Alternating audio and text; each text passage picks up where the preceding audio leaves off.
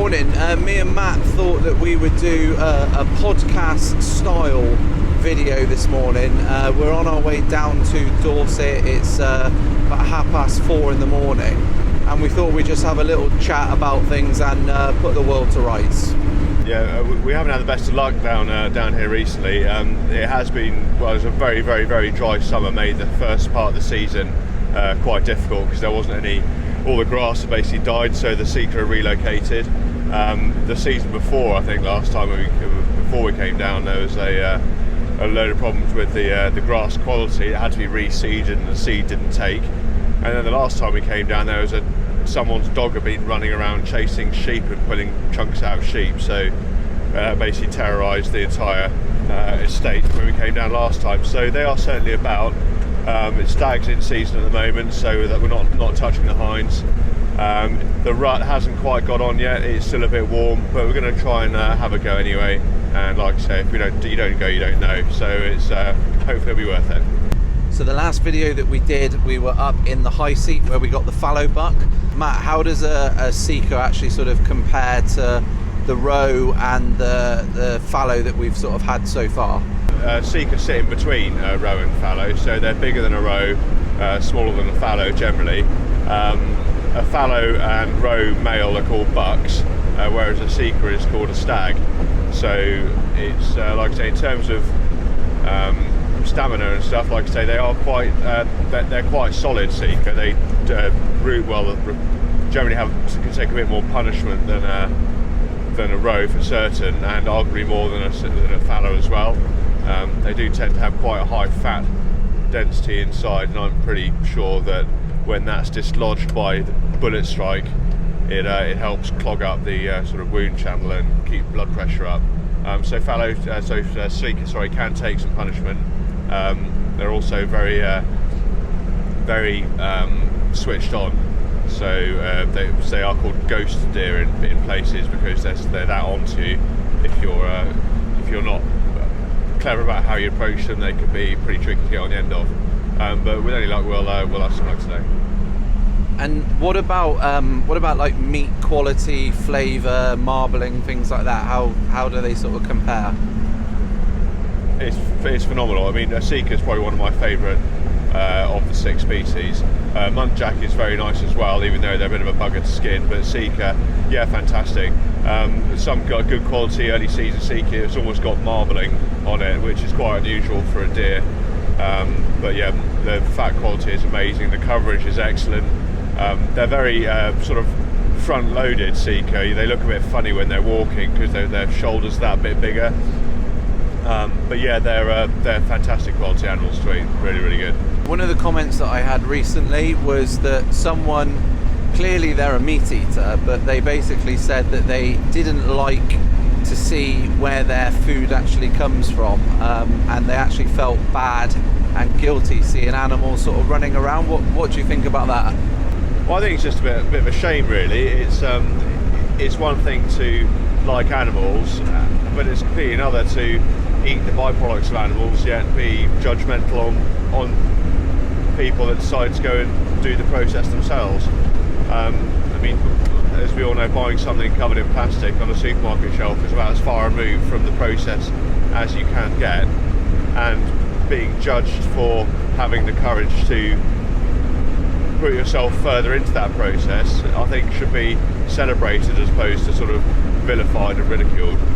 I mean, for me, it's probably actually seeing the welfare of the animals. So this particular comment was actually about the cows up on Nemnet Farm. For me, it's knowing that the animals are actually well treated, and to relay that to the deer stalking. Those deer have had a pretty good life. So, on that subject about the deer having a good life, the deer they have a life which their life is wild, so they're a wild animal, and they just get on with it and do what they need to do to survive. Using George's cattle as the opposite, they're not wild animals, but they have, compared to other animals, they have a fantastic life. They probably have a better, easier life than most humans, to be honest with you. I know they're ultimately a food product, but they're out there on a cared for, nurtured environment, and they have shelter when they need it. They have natural food and grass. They're not force fed, they're slow raised. They're born on the farm, they grow up on the farm, and yeah, they go to the abattoir, but the time they have there, they're not shuttled here, there and everywhere. There's a lot of the husbandry that goes into proper animal welfare like that on the meat scale. It can't be beaten. Those cattle will have a better life than wild deer, 100%. They won't suffer the harsh environments. They'll have food and water when they need it, and they get looked after. Their ailments will be treated if necessary, whereas a wild deer, it is a brutal existence. It's survival of the fittest, and they get hung up in fences. They get predated on.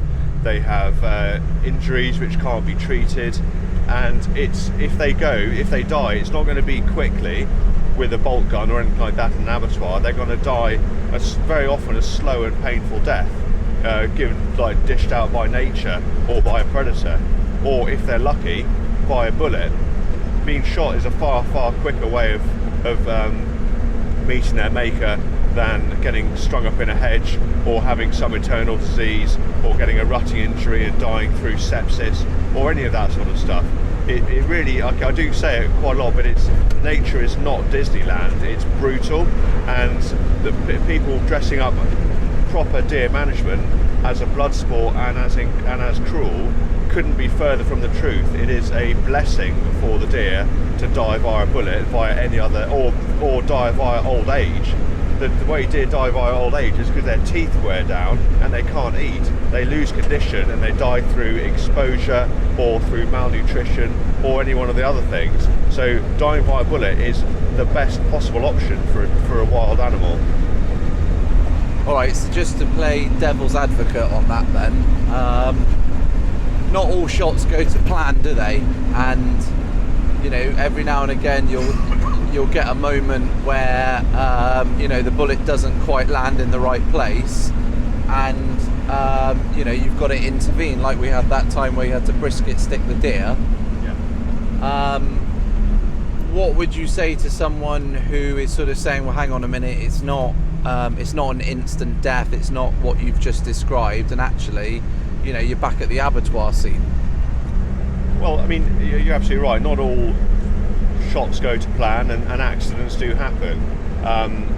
Personally, I would say that the vast majority, even if a deer does, I mean, as you may see today, like I say, seeker can take some punishment, and the blood pressure stays up, and a lot of the times the deer are technically dead on their feet. They just don't know it yet, and time to expiry is generally very short, especially if you don't pursue the animal immediately after the shot. If you give it, say, 10 minutes, 15 minutes, that shot will give it the flight response. It'll get an adrenaline push, it'll then run, it'll then bed up somewhere, it'll stiffen up, and then it'll either make it easier to find and dispatch again, or it will simply expire once the adrenaline wears off.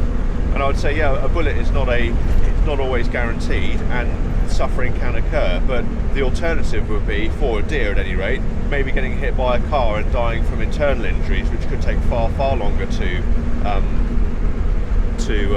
well, we just went past a deer that was was dead on the road. Topical, but hit by a car, die of internal injuries at some point from, I don't know, it could take days or weeks for them to expire. Or if they're predated by a wild animal, I mean, a bullet is surely far preferable to being eaten alive, or having your throat torn out and all that side of things. Or maybe you've been hung in a fence. I mean, deer can spend days hung in fences with two broken back legs, unable to move, and they die from exposure or malnutrition or dehydration. So, like I say, yeah, a bullet's not perfect, but it's certainly far better of the options for the other ones that are sort of left or that manage deer numbers. And in terms of natural predators for deer, something that really sort of hit home for me this year was actually understanding that, and the lack of wolves that we obviously have in this country now, which is our fault. That's really one of the main reasons we sort of manage the deer now, because they don't have any natural predators now. Well, yeah, the wolf has been replaced by combine harvesters and fence lines and people's dogs, cars, and stalking. Yeah, basically.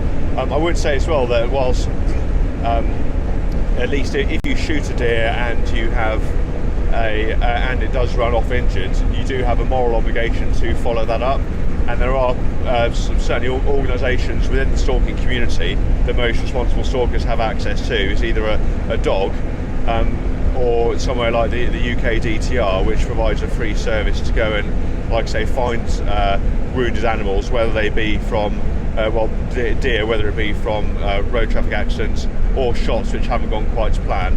And like I say, these people they live for working these dogs, and most are recovered. It's not all, and it's a shame when they're not. But like I say, if you do your very best to do it, you can't really ask more than that. But in terms of the wolf, yeah, that's great. And if we were in somewhere like I don't know, some low or lowly populated or lightly populated area, maybe wolves would be a good idea. But you can't really argue the fact that the wolf is the wolf and lynx and all that side of stuff is the solution to the problem, because for starters you've got wild animals which are not bound by fences or any of that side of things, and you've got sheep which are basically domestic animals and which have no real way of escaping. And you're telling me that the wolves, they're not going to stray from any release area, they're going to naturally find their way. I mean, wolves have a range of like hundreds of miles, for God's sake. If you release them up in Scotland, it's not going to be too long before they're down in a populated area or where they've got domesticated animals, and they're going to go for the easy option. To say otherwise is just complete fantasy.